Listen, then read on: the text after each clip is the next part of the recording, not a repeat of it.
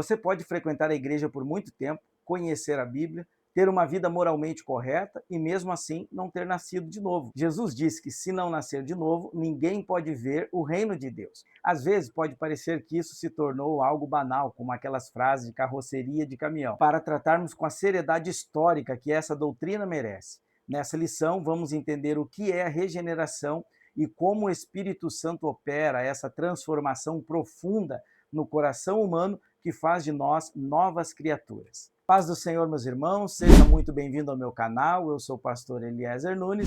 Se você é professor ou aluno da escola dominical ou estudante da Palavra de Deus, já se inscreve no canal se ainda não for inscrito, deixe o seu like, o seu comentário, nos ajude a compartilhar essas aulas para que mais irmãos e irmãs tenham acesso a este conhecimento da Palavra de Deus.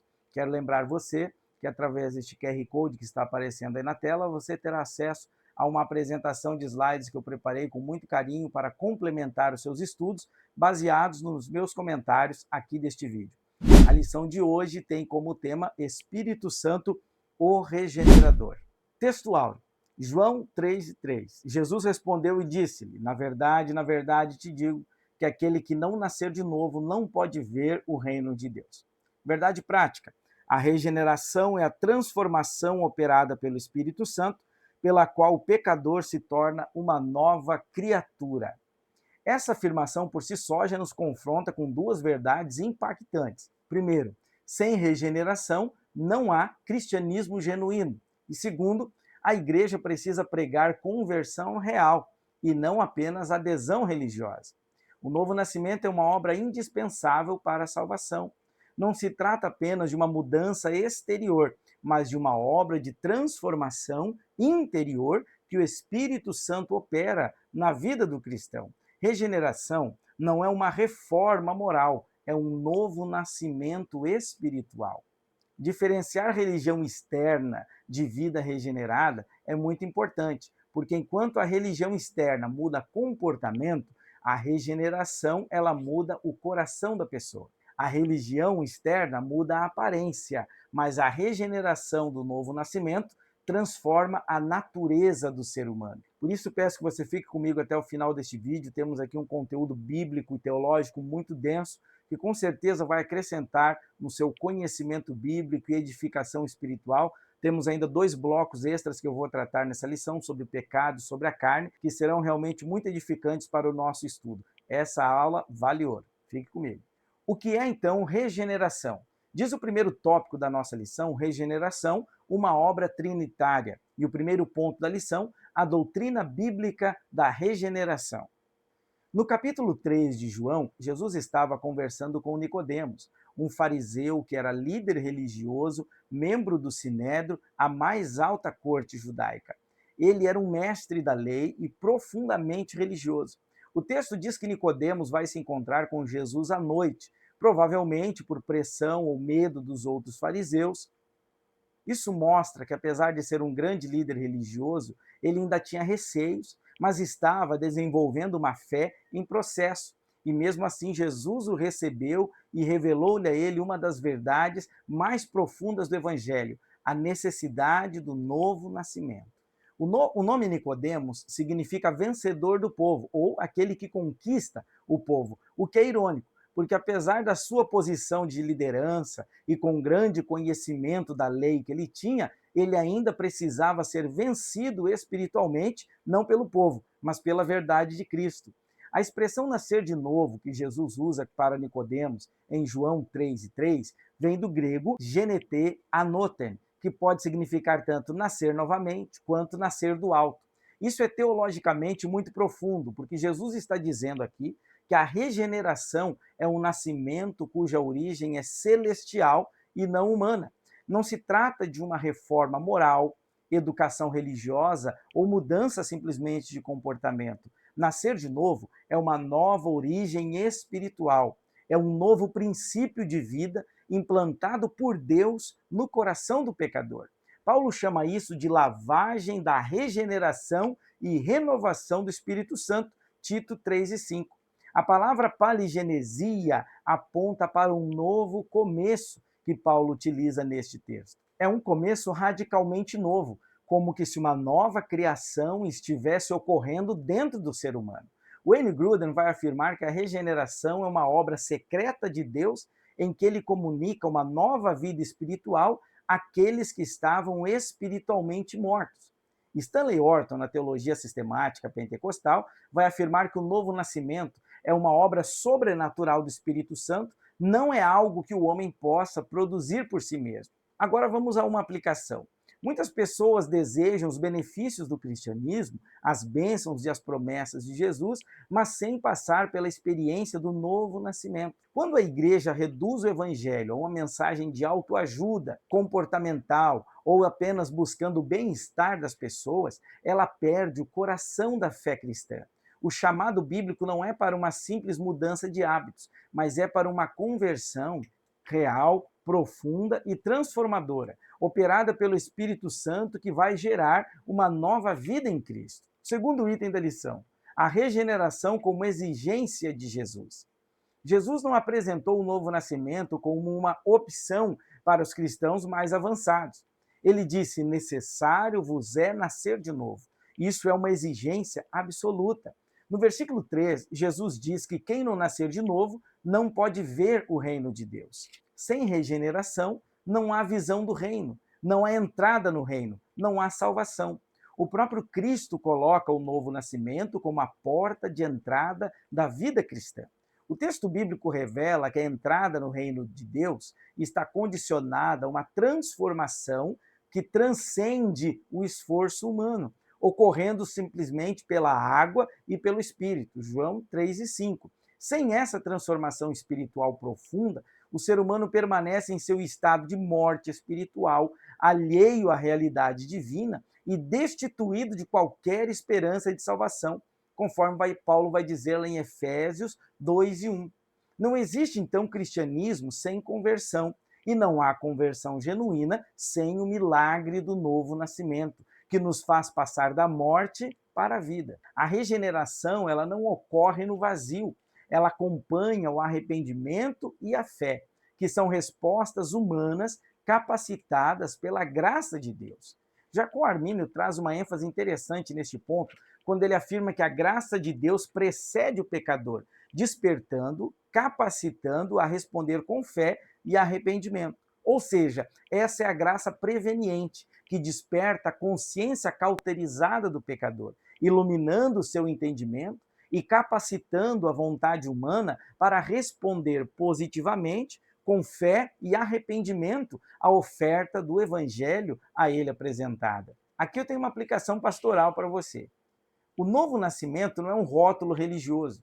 Não é apenas dizer eu sou um crente ou sou membro de determinada igreja. Trata-se de uma experiência espiritual real, onde o Espírito Santo opera a verdadeira obra de regeneração, que é evidenciada por uma metamorfose, ou seja, uma transformação, uma mudança completa na vida da pessoa. O coração é transformado, a vontade é transformada, os desejos são santificados e a mente é renovada, e toda direção de vida é agora alterada em direção à vontade de Deus. Por isso, precisamos enfatizar nas nossas aulas, professor, que a conversão genuína é o mais importante e não apenas uma adesão denominacional ou a participação de atividades da igreja. Inclusive, a escola bíblica dominical não está focada em formar apenas bons alunos, mas sim em auxiliar na formação de verdadeiros discípulos de Cristo,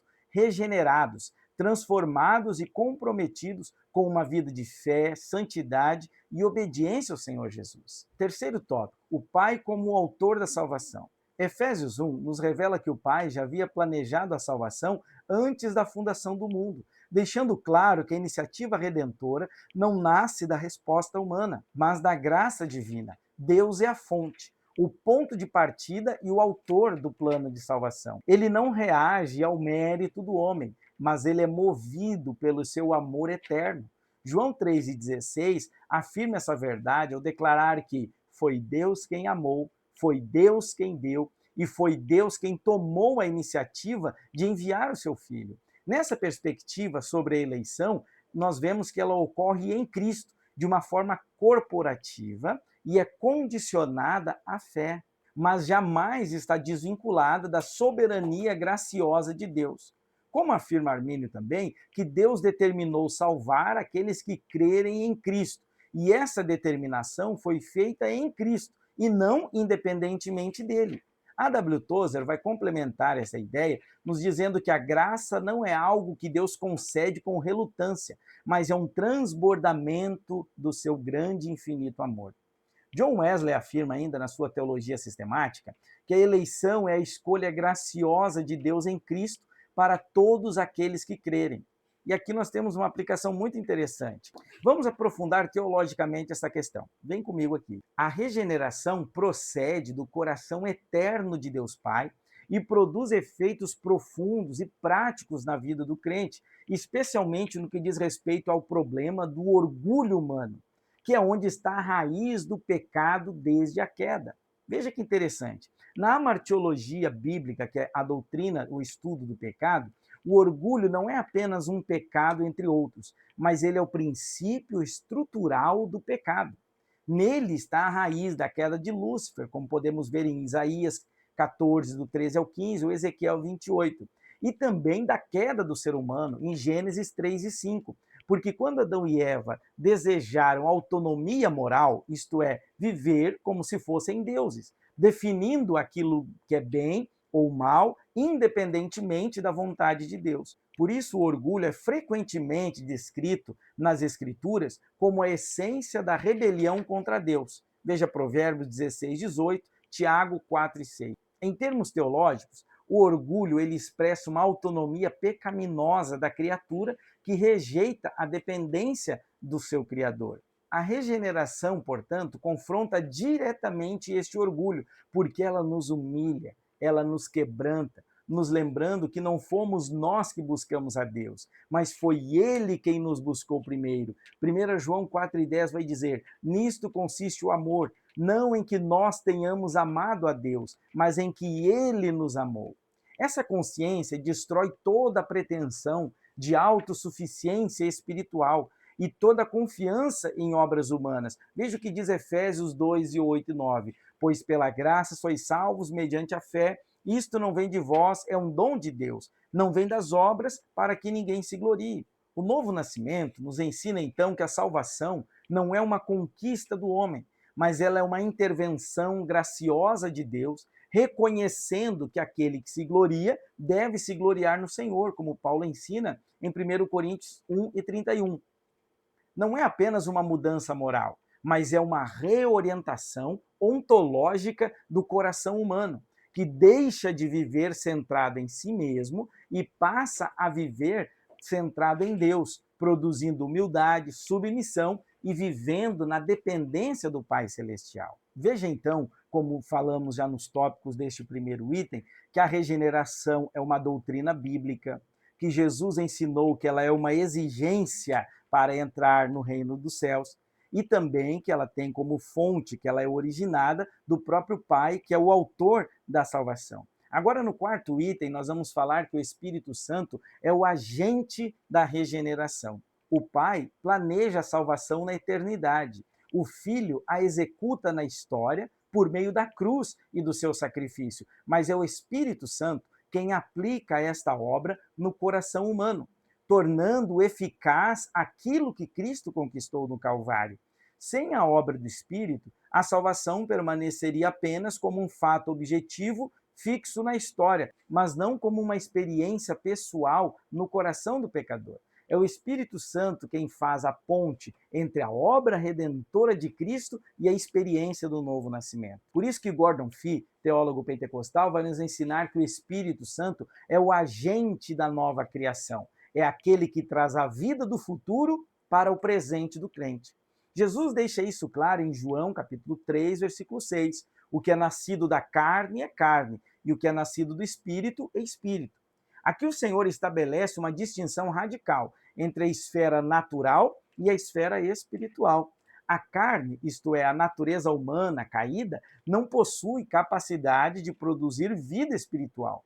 Por isso que nenhum esforço moral, religioso ou intelectual pode gerar novo nascimento. Somente o Espírito Santo, como o agente soberano da regeneração, pode comunicar vida espiritual ao pecador que está morto nos seus delitos e nos seus pecados. A lição enfatiza que a regeneração é uma obra interna e sobrenatural, operada pelo Espírito Santo no íntimo do ser humano. Veja o que Paulo diz em Tito 3 e 5. Não pelas obras de justiça que houvéssemos feito, mas segundo a sua misericórdia ele nos salvou pela lavagem da regeneração e da renovação do Espírito Santo.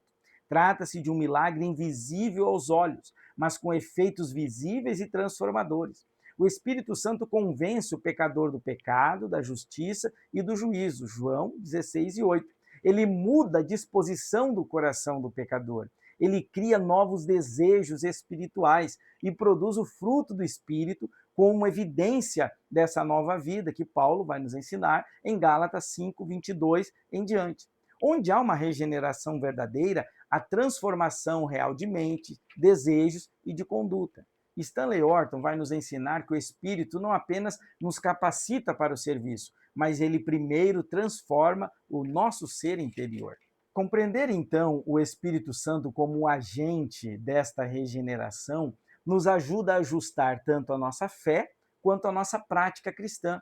O verdadeiro pentecostalismo bíblico não se resume a experiências emocionais, manifestação momentâneas ou linguagem religiosa intensa, mas ele se evidencia, acima de tudo, por uma transformação profunda do nosso ser mediante a ação poderosa do Espírito Santo. Onde o Espírito Santo realmente regenera o ser humano, há uma mudança real em todas as áreas da vida. Há uma mudança de valores, há novos desejos, há uma nova direção espiritual. Esta obra do Espírito Santo, embora seja interna, invisível aos olhos humanos, mas ela torna-se visível no caráter, nas escolhas diárias e no fruto do Espírito que é produzido na vida do cristão. Por isso, não basta apenas buscar experiências com Deus, é necessário permitir que o Espírito Santo transforme o nosso coração, que ele molde a nossa vida, o nosso caráter e que ele nos conduza segundo a vontade de Cristo. Professor, pergunte aqui aos seus alunos, mas o que realmente acontece dentro de uma pessoa quando ela nasce de novo? Bom, Jesus explicou isso a Nicodemos, e é isso que vamos ver no próximo tópico desta lição, onde vamos falar sobre a natureza espiritual da regeneração. Continue comigo até o final, porque eu sei que isso vai esclarecer muitas dúvidas sobre a salvação e sobre a vida cristã. Segundo item, a natureza espiritual da regeneração, uma transformação interior. Nicodemos revelou incompreensão espiritual ao questionar Jesus. Em João 3 e 4 ele faz a pergunta: como pode um homem nascer sendo já velho? Fica claro a limitação natural e religiosa de Nicodemos diante da realidade do reino. Jesus refuta essa visão puramente física ao esclarecer a Nicodemos que o novo nascimento é espiritual, uma obra de dentro para fora que não advém do mérito humano, tampouco das obras da lei. Trata-se de uma renovação interior operada pelo Espírito Santo, aonde o velho homem é substituído por uma nova criatura, nascida não da carne, mas nascida de Deus. Jesus deixa claro que o novo nascimento não ocorre no plano físico, mas espiritual. O que é nascido da carne é carne, o que é nascido do espírito é espírito. Isso significa que a natureza caída não pode, por si mesmo, gerar vida espiritual. Ela é uma obra que acontece de dentro para fora, dentro do coração, na mente, nos desejos da pessoa, cumprindo a palavra que Deus falou através do profeta Ezequiel, em Ezequiel 36 e 26, e tirarei o coração de pedra e vos darei um coração de carne. Paulo descreve esse milagre como a nova criação, porque ele diz em 2 Coríntios 5,17 que se alguém está em Cristo, nova criatura é. As coisas velhas se passaram e eis que tudo se fez novo. Do ponto de vista teológico, Stanley Orton afirma que a regeneração não é um simples melhoramento moral, mas ela é uma mudança radical de natureza produzida pelo Espírito Santo. Assim, a vida cristã genuína não começa com práticas religiosas, mas com um coração transformado pela graça de Deus. Veja que aplicação interessante nós temos aqui, professor e aluno da escola dominical. Nicodemos possuía religiosidade, era um mestre da lei, era um fariseu, era alguém líder religioso na sua época, tinha um grande conhecimento da lei, tinha prestígio social, mas ainda assim carecia de uma experiência vital com o Espírito Santo. A aplicação prática dessa verdade exige que as atividades da igreja também não foquem somente em transferir informações teológicas, mas em conduzir as pessoas a um encontro real e regenerador com Cristo, aonde os desejos são santificados e a mente é renovada. O verdadeiro sinal da regeneração não é o rótulo de cristão ou de ministro, mas sim de uma vida que reflete a natureza divina através de uma nova conduta e do fruto espiritual contínuo na vida do cristão. Esse ensino confronta a falsa segurança religiosa, onde muitos entendem que é possível somente frequentar a igreja, conhecer as doutrinas, manter uma aparência religiosa, sem jamais ter passado pelo novo nascimento. A regeneração verdadeira, ela gera uma sensibilidade espiritual, amor pela palavra de Deus, aversão ao pecado e um desejo sincero de obedecer a Deus. É o que a Bíblia vai dizer no Salmo 119, verso 97. Onde há um novo nascimento, há uma nova disposição interior. O segundo tópico, então, deste item da lição, vai nos falar que a regeneração é uma obra soberana do Espírito Santo. Ele utiliza a metáfora do vento. O vento sopra onde quer, ouve-se a sua voz, mas não sabes de onde vem, nem para onde vai. Assim é todo aquele que é nascido do Espírito. Essa figura destaca que a ação do Espírito não pode ser controlada, manipulada ou produzida por meios humanos. Assim como o vento é invisível, mas perceptível pelos seus efeitos, o novo nascimento é invisível em sua origem, porém ele fica evidente nos seus resultados, pelos frutos que ele produz. E o Espírito age de uma maneira soberana, invisível, porém eficaz. Ele convence o pecador, João 16:8. Ele conduz ao arrependimento, Atos 11:8, e aplica a obra redentora de Cristo no coração humano. Isso não elimina a responsabilidade humana, mas afirma que a iniciativa é divina. O Espírito convence do pecado, da justiça e do juízo, conduz o pecador ao arrependimento e aplica esta obra redentora de Cristo no coração. Não se trata, então, de esforço humano, mas de misericórdia divina. Nessa perspectiva, a soberania do Espírito Santo não anula a resposta humana da fé, mas torna possível ela.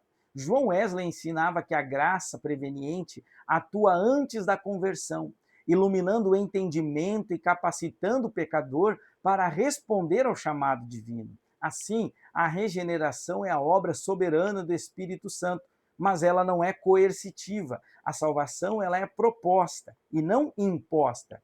Ela respeita a resposta humana à oferta da graça. A lição destaca que o Pai decreta, o Filho torna possível, e o Espírito Santo é quem realiza a regeneração, então, no coração do pecador. A obra confirma a divindade do Espírito Santo, pois somente Deus é que pode transformar a natureza humana. Afinal de contas, ela está no mais íntimo do nosso ser. Não há nenhum meio humano que perscrute, que penetre até este ponto de transformar a natureza do ser humano. Por isso que João vai afirmar no seu evangelho, no capítulo 1, versículo 13, que aqueles que creram foram feitos filhos de Deus. Ele fala, não nasceram do sangue, nem da vontade da carne, nem da vontade do homem, mas de Deus. O pastor César Moisés de Carvalho, na obra Teologia Sistemático-Carismática, afirma que o novo nascimento não é uma reforma moral, nem uma simples mudança de comportamento, mas uma transformação espiritual profunda operada pelo Espírito Santo.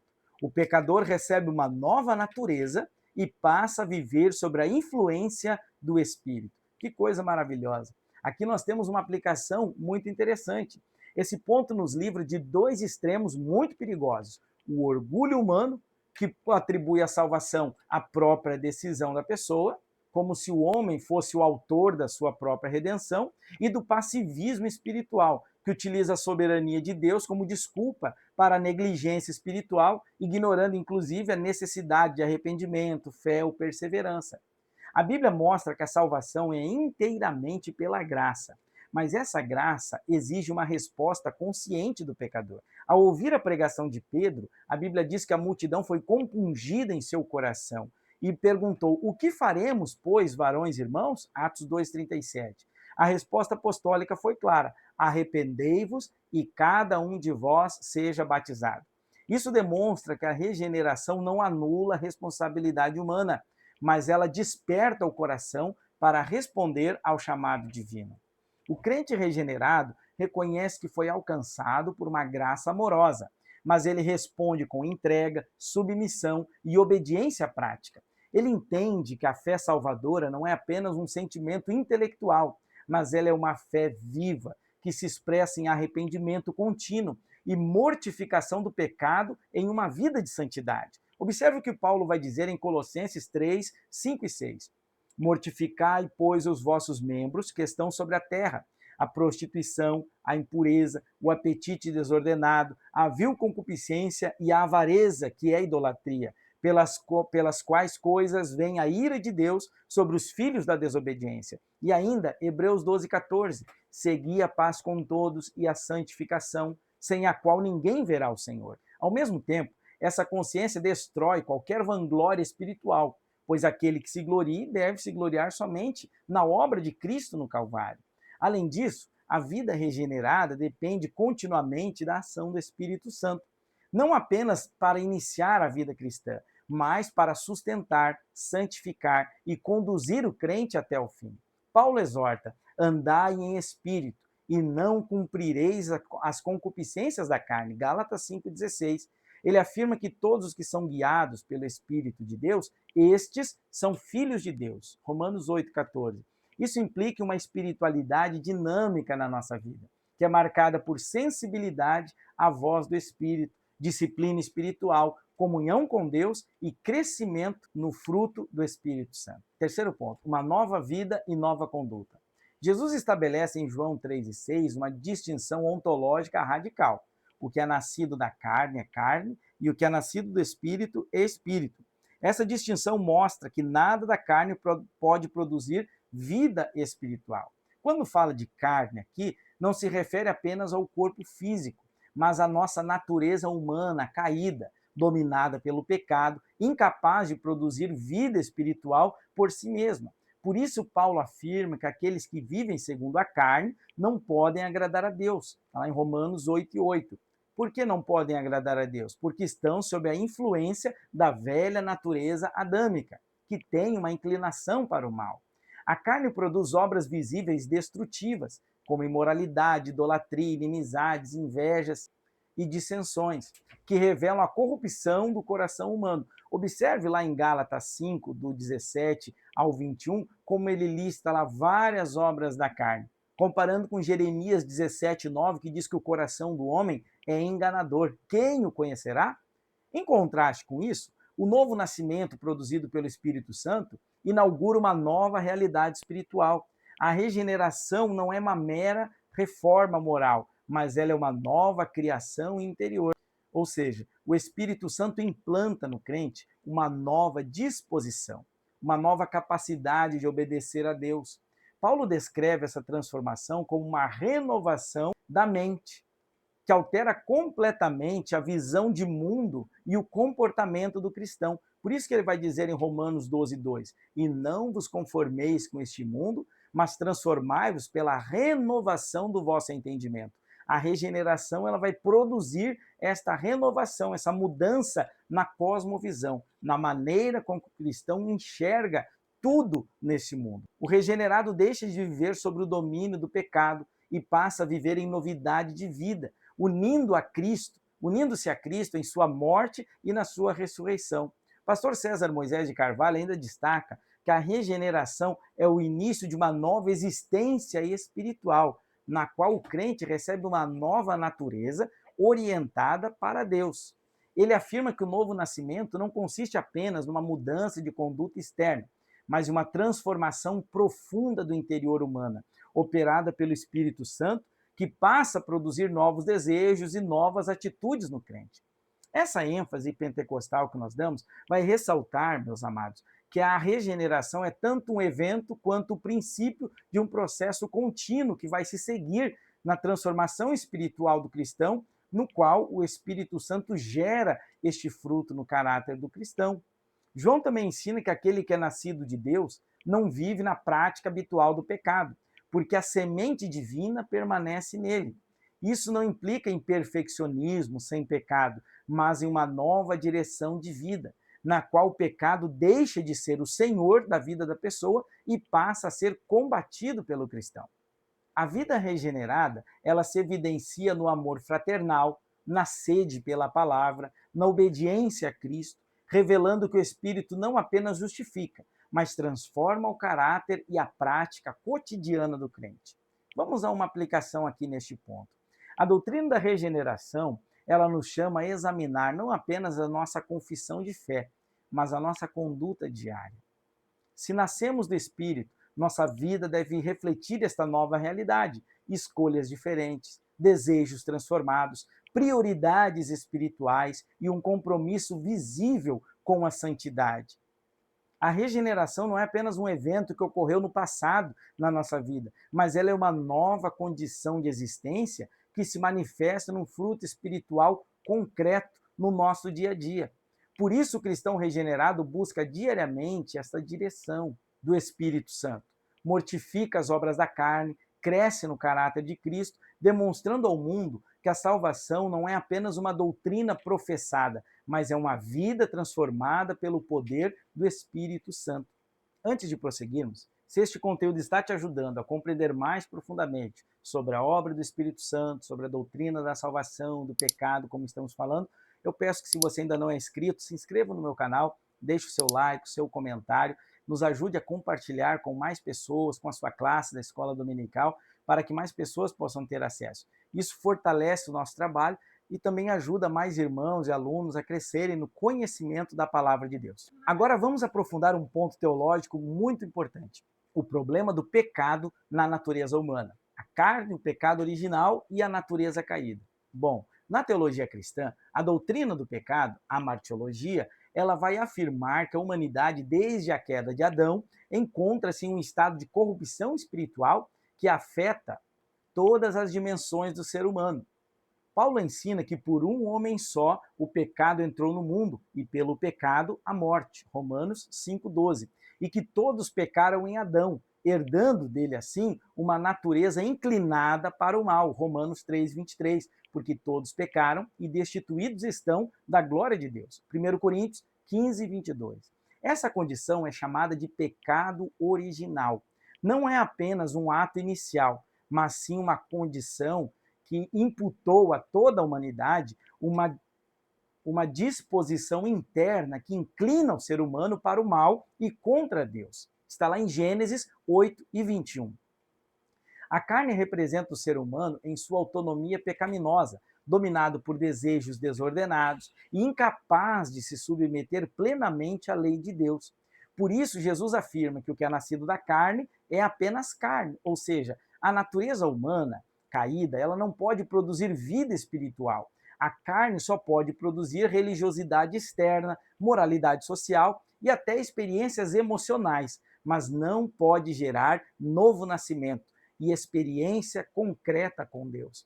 Essa realidade revela, então, uma necessidade absoluta de regeneração a toda a raça humana. O ser humano não precisa apenas de instrução moral, mas sim de uma nova natureza. É por isso, por exemplo, que somente educação por si não vai resolver o problema da humanidade, porque educação pode resolver hábitos, mas ela não muda natureza. O que o ser humano precisa é de regeneração. E esta é a resposta divina ao problema do pecado original.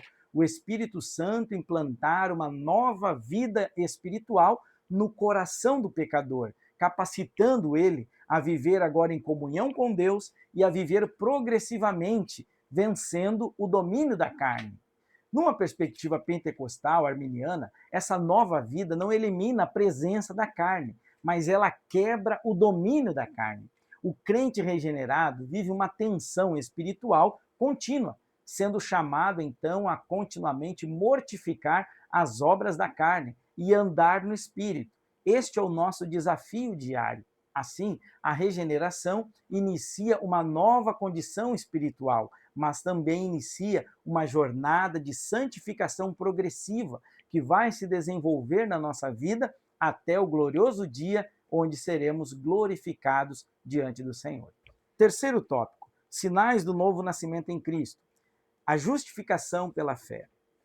Pela fé em Cristo, o pecador é justificado, recebendo uma nova posição diante de Deus, não por mérito pessoal, mas pela obra redentora do Calvário. Essa dádiva é revelada exclusivamente pela fé, como uma resposta à graça divina que é revelada em Cristo. Paulo enfatiza que a justificação não acontece pelas obras da lei, mas sim pela fé em Jesus Cristo, Gálatas 2:16, rejeitando qualquer forma de legalismo ou meritocracia espiritual. Nesta perspectiva, a fé é uma resposta humana capacitada pela graça preveniente, que conduz o pecador ao arrependimento e à confiança em Cristo. Os efeitos da justificação são profundos. O cristão passa a ter paz com Deus. Romanos 5:1 diz que justificados pela fé, temos paz com Deus. Ele deixa de ser considerado inimigo de Deus e torna-se reconciliado. Romanos 5:10. Ele recebe o privilégio da adoção como filho de Deus. Portanto, a justificação é um sinal objetivo do novo nascimento. O regenerado agora não sente apenas que foi perdoado, mas ele foi juridicamente declarado justo diante do tribunal divino. Segundo ponto, uma vida de santificação.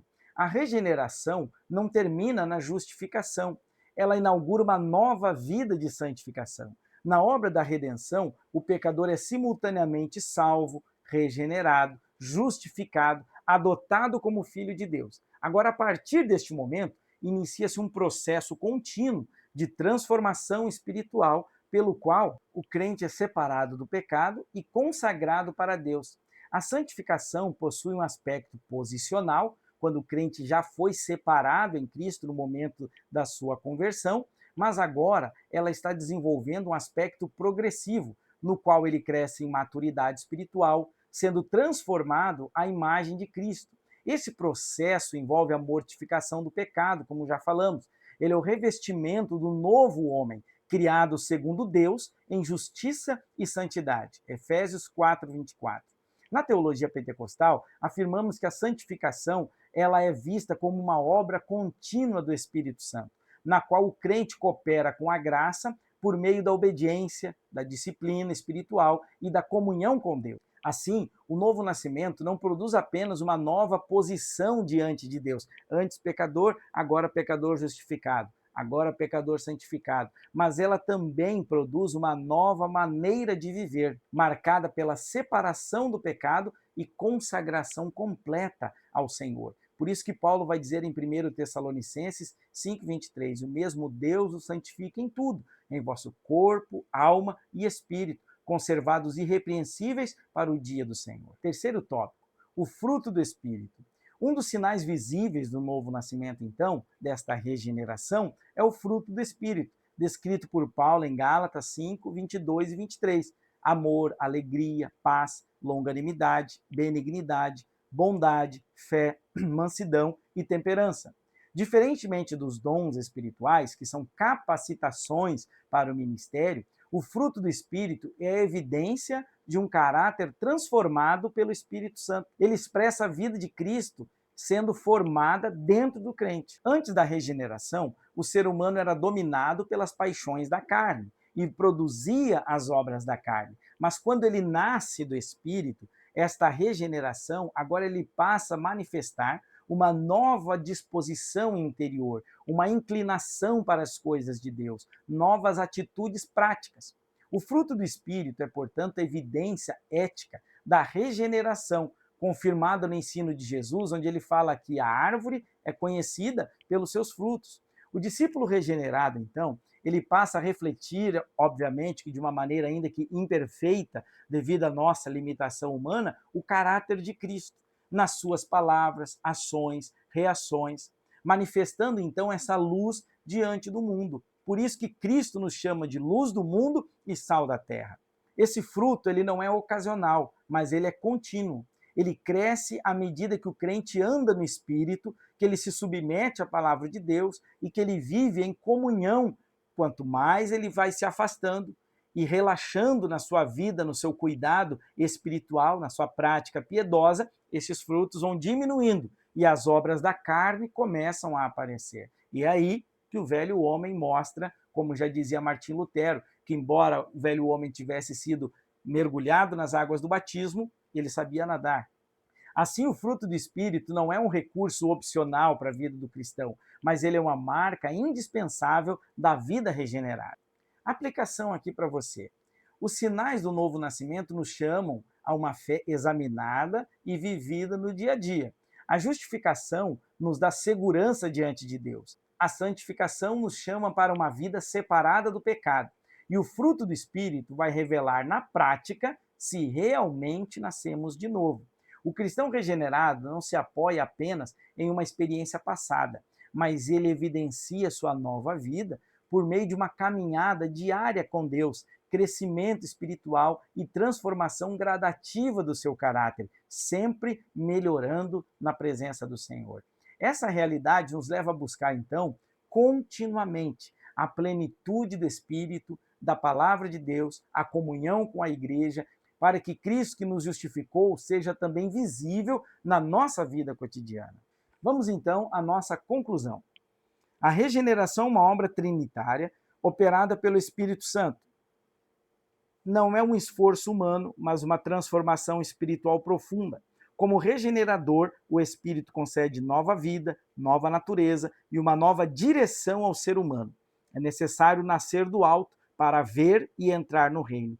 Que cada crente se deixe conduzir pelo Espírito e reflita dia a dia a natureza divina recebida pelo novo nascimento. Bom, chegamos ao final desta lição.